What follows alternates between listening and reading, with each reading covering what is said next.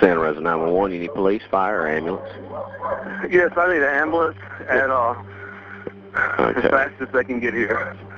Tell me exactly what happened. I'm not sure.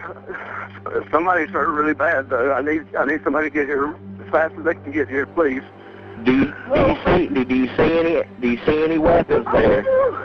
There's a knife. Look at her hand. There's a knife in her hand? Yes.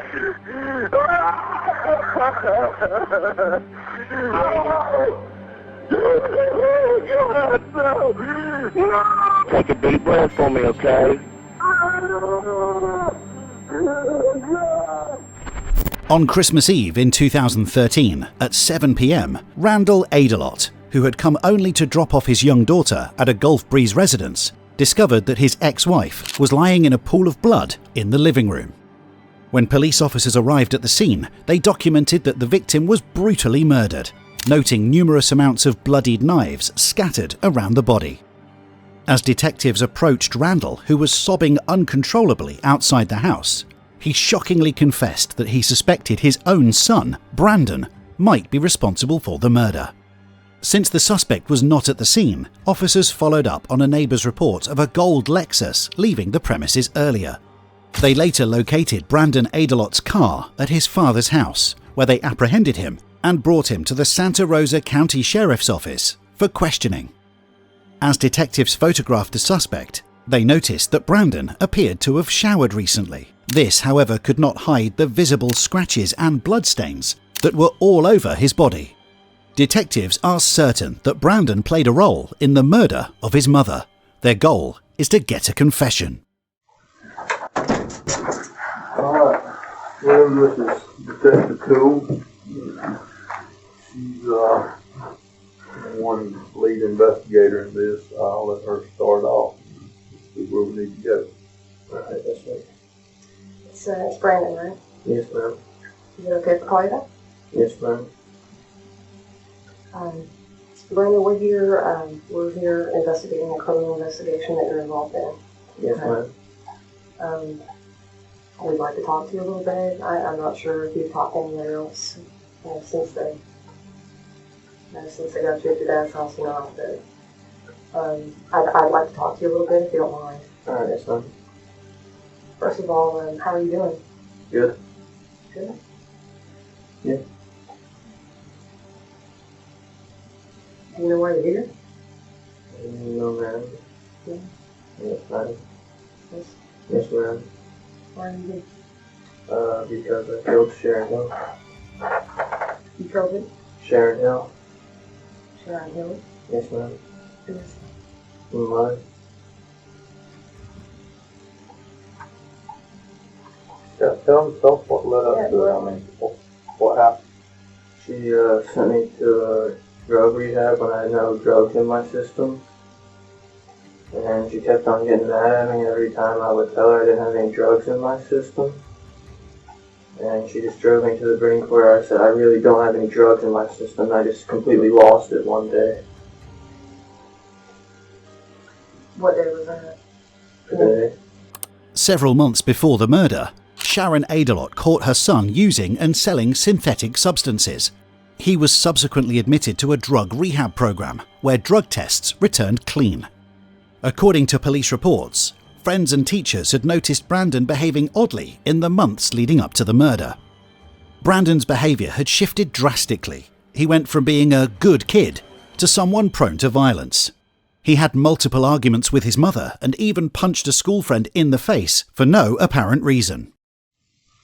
Tell me what happened. Tell me about your afternoon. I woke up, hung out around the house. I went over there to have dinner and she just looked at me like I was crazy. And I had enough of it, so I decided to kill her. You live with your dad, right? Yes, sir. Where does he live at? Behind Circle K. Okay, is that where the police found you tonight? Yes, sir. You went over to your mom. Did y'all start arguing about the drugs again, or tell me what happened? No, sir. I just went in there and I killed her. What did you kill her with? A knife and a baseball bat. Where did you get the baseball bat? Out of my room. At your mom's house, your dad's house. My mom's. Where's the bat now? It's in my car. And the car was being selected. Yes, sir. How many times did you hear with the bat? A lot. Where'd you get the knives from? The kitchen drawers. How many knives? A lot. Got any idea how many times you stabbed? No, sir. Just stabbed her. While it's unusual to see a murder suspect confess with a smile, the circumstances of this case made Brandon's smirk even more disturbing. Brandon claimed that a weird look from his mother was enough of a reason for him to murder her in a grotesquely brutal way. Detectives concluded that the crime scene was shockingly gruesome, with the autopsy report only highlighting the brutality further. What made you go over there? Did she call you and invite you over to come have dinner? Or? I was invited earlier that day by my sister. But your sister wasn't home there, right? No, sir. She came over from Dad's house. That's your biological sister, stepsister? That's my biological sister. How old is she? 10. On December 24th, at approximately 7 p.m, Elizabeth Aydelott, Brandon's sister, left with her father, Randall, to purchase a last-minute Christmas present for Sharon. During this time, Brandon was already at his mother's house, as he was invited to dinner earlier. When Elizabeth and her father returned with the gift, Sharon was already murdered. While Brandon provided a detailed account of the timeline and methods used to kill his mother, detectives slowly realised they weren't dealing with the usual suspect, as there seemed to be a deeper and more disturbing layer affecting Brandon's mental state. You go to your mom's house, I mean, is this something that you sit down and hang out a while, or as soon as you get there?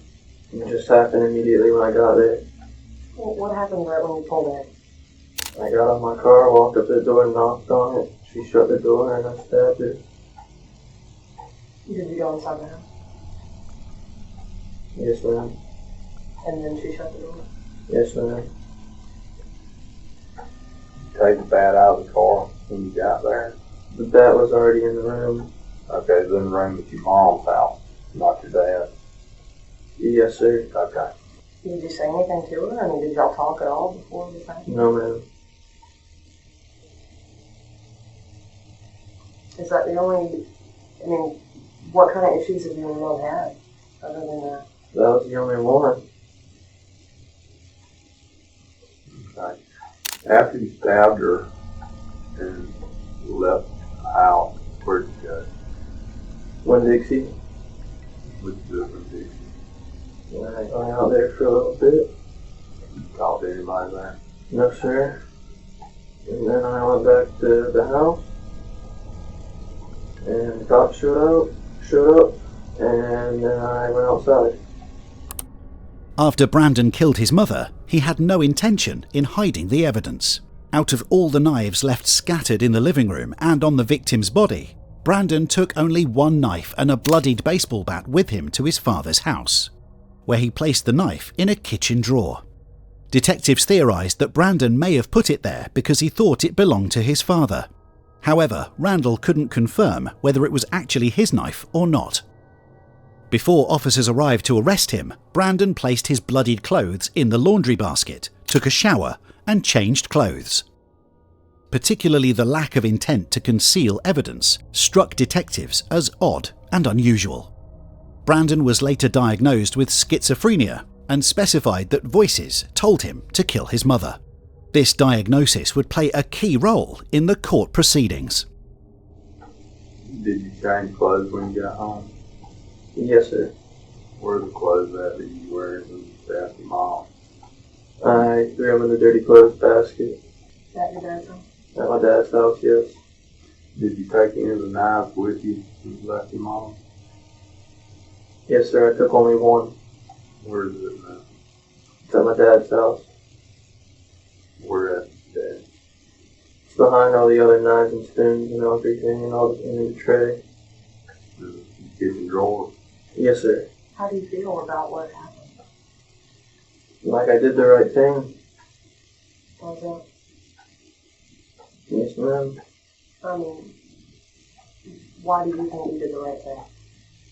Because she was saying that I was smoking weed when I wasn't.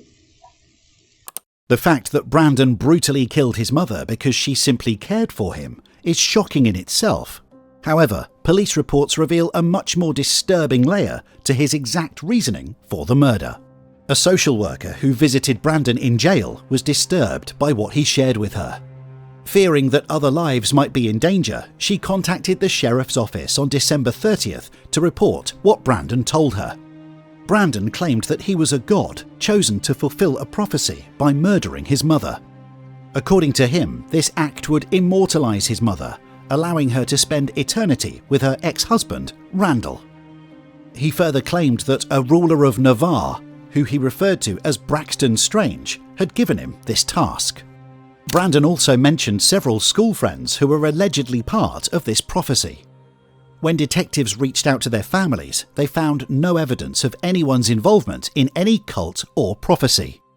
A person named Braxton Strange could not be identified. Have you talked to anybody else about this? You called a friend? Anybody? Me and my dad was involved. How was that? It didn't go well. My aunt was involved. My aunt's friend was involved. My sister was even involved. Involved in what? Like whenever I had to take a drug test and I passed it and then I went to the real one. No, I mean I failed the first one.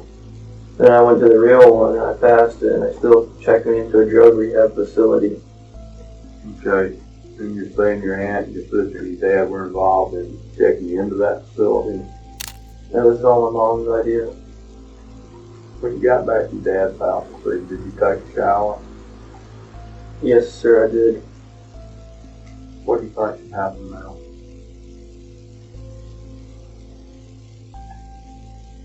I think that Elena Rivera should be kicked off the ground. Who's that? This girl that's in charge of weed smoking. She's Native American. She's in charge of all the weed smoking? Yeah, Like in the whole world, or? yeah. She don't even smoke weed. Throughout the entire interrogation, Brandon insisted that he killed his mother because she took him to a drug rehab facility after he tested positive for multiple drugs in an over-the-counter test. Text messages between the parents revealed that Sharon had pleaded to keep Brandon in treatment. Randall, however, did not believe Brandon was using drugs and checked him out of the facility after he passed drug tests during his stay. 2 weeks after his release, Brandon would go on to kill his mother on Christmas Eve. During a search of Randall's house, investigators found a smoking device with residue in Brandon's bedroom. You don't coke or anything to drink? No, sir, I'm just ready to go home. Alright, give us just a few minutes and we'll try to get you out here, okay? Alright.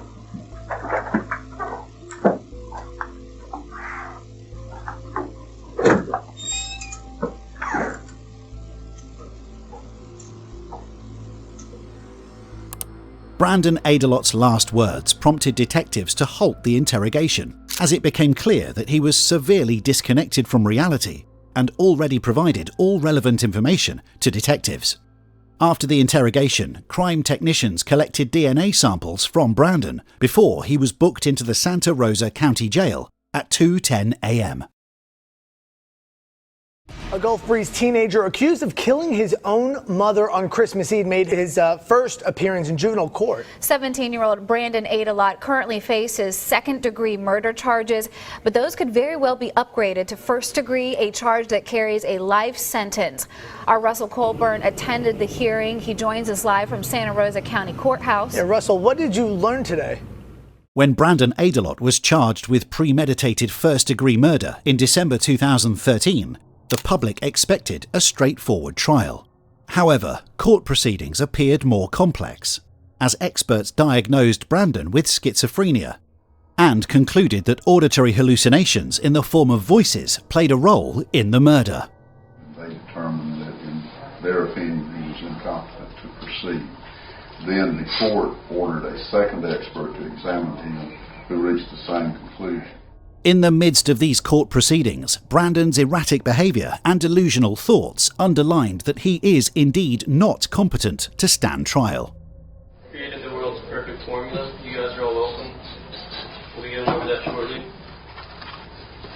And then the Germans have the Jewish inside their head, the black people have the Vietnamese people inside their head. The French have the Brazilian inside of their head. Saudi Arabian have the Chinese inside of their head. The British have the Venezuela inside of their head. The Greeks have the... In 2016, Brandon was declared competent to stand trial but was found not guilty by reason of insanity. 11 years after the murder, in August 2024, he again appeared in court as he was set to be transferred from Florida State Hospital, where he had been held since the murder, to the Appalachia Center, a secure step-down facility. Experts determined that he no longer met the criteria for commitment at Florida State Hospital, even though staff caught him with a box cutter in 2021. Brandon explained that he stole the item for self-defense. Family and friends reacted strongly to this ruling, with Brandon's sister, Elizabeth Aydelott, who was only 10 when she lost her mother, and Pam Hill, Sharon's sister, giving statements during the hearing. Brandon has changed for the better, and his family and doctors can see that this next step is what's best for him. Fast forwarding to Christmas Eve of 2013, the events that unfolded that night were not done at the hands of my brother, the one I adored and looked up to, but rather the actions and heinous nature of what happened to my mother was the result of an undiagnosed mental health disorder known as schizophrenia. But he was failed by so many people. Brandon's family failed him, saying it was drugs, his teachers failed him, his coaches failed him, medical staff failed him, and even professionals at facilities designed to diagnose this type of disease failed him. A lot of this sounds, in theory, like we have a plan. He killed my sister when his life was charmed. It's no secret I've never wanted him to get out of the incarceration or the admission. I realize he's a patient at Florida State Hospital. I never wanted him out. For the last 11 years, Brandon has shown no trace of grief or remorse. Now he faces the reality of spending the rest of his life confined within a secure treatment facility.